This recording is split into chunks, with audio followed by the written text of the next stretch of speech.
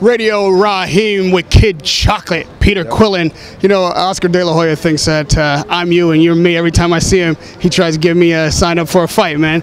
I don't. Do you know that we're like, you know, doppelgangers? I don't know who's is who though. Well, when you're not black, you always look at black people like they look alike, so that's a good thing, though. We brothers. That's right. That's right. Look, man, we're here at the Manny Pacquiao Floyd Mayweather red carpet, so I've got to get your prediction on how this fight shakes out and who you got winning. Well, you got the best purest fighters, pugilists in the world, which is Floyd Mayweather, and you got one of the best purest fighters in the world, which is Manny Pacquiao. This is why this fight has been made. They want to see the guy that's the fighter and the guy that's the pugilist, the one that's in the art form.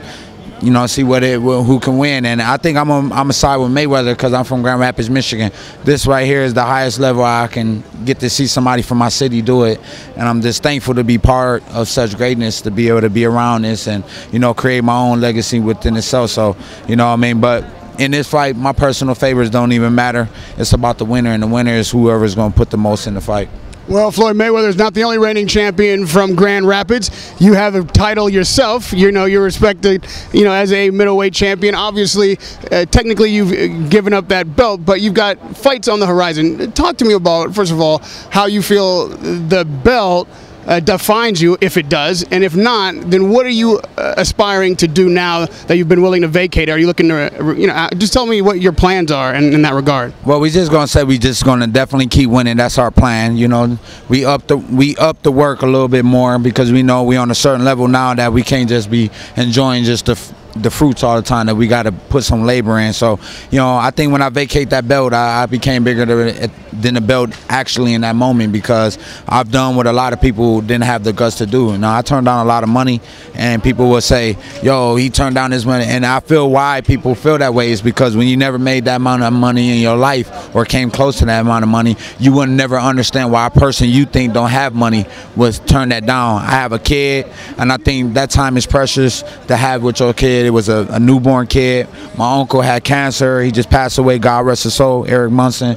Well, it was a hard thing for me to deal with, and I just had to choose family in that moment within, you know, giving up that belt at that moment. I'm just glad to have like a good supporter in Al Heyman who, you know, man, we sat down and I told him my feelings, and he really cared and told me that the time that I lose with my kids will never be something I could ever get back. So, you know, now I'm fighting for the belt again, and it's created a different, interesting part of my story. And now I just look at it as how much more motivated I am now having a kid, watching my uncle fight for his life with cancer. I wanted to say, any family, anybody that's suffering with family, Kid Chocolate understands that, and just never give up. Fight with that person until they don't have a fight left or until they beat it. You know what I'm saying? Because that fight is a real fight, and what I'm doing for a living, what people think is a fight, is no fight compared to cancer.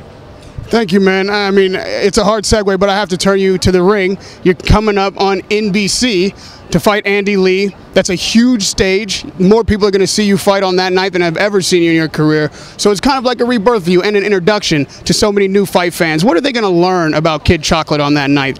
I'm just a real sportsmanship of the sport. I make the sport look good. You know, I'm trying to step it up by just showing a different kind of class. I'm not arrogant. I want to become a businessman. I want to go and be respected. I'm somebody's father now, so it's like, you know what I mean, I got to now try to set forth for people who have kids that need a good example. I want to be that good example, and I also want to be a good example to any fathers out there who's struggling, trying to find their way in life, and just letting them know, don't give up, you know, keep fighting hard. So they're going to learn something that's somebody is totally different, and they're going to see a strong reason why I'm a fighter, because that's what I put into that ring, and that's why all of my fights are entertaining. So they're going to not only see me become a two-time champion of the world, but they're also going to see a guy who's fighting for so many strong reasons, and the reason why I believe I should be a winner.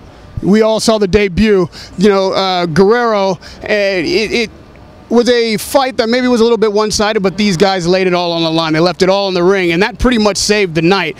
Are you anticipating putting in that kind of performance, even though you're not the main event? Whatever show is the best fight, that's going to be the show stealer. Are you ready to lay it all on the line and leave it all in the ring come, you know, NBC on April 11th? Well, let's just say it's going to be really tough to try to match Danny Garcia versus Lamont Peterson. That is a matchmaker's dream right there, that kind of fight. But you know, Kid Chocolate is just gonna go in there and do what he do, and that's what I'm training right now to do. I'm not coming in there to take seconds from anybody. You know what I mean? I want to go in there and I'm become #1 as far as the middleweight division, as far as boxing, just a person, you know what I'm saying? So, you know, I'm just focused on that. I think if you get caught and lost in what expectations you expected to meet, I think you'll never meet those expectations. I think the only time people break records is when they don't think about the records that they're breaking. So I think that is just about me just going out there and doing the best that I can do. And, you know, keep humbling in my fans and be blessed.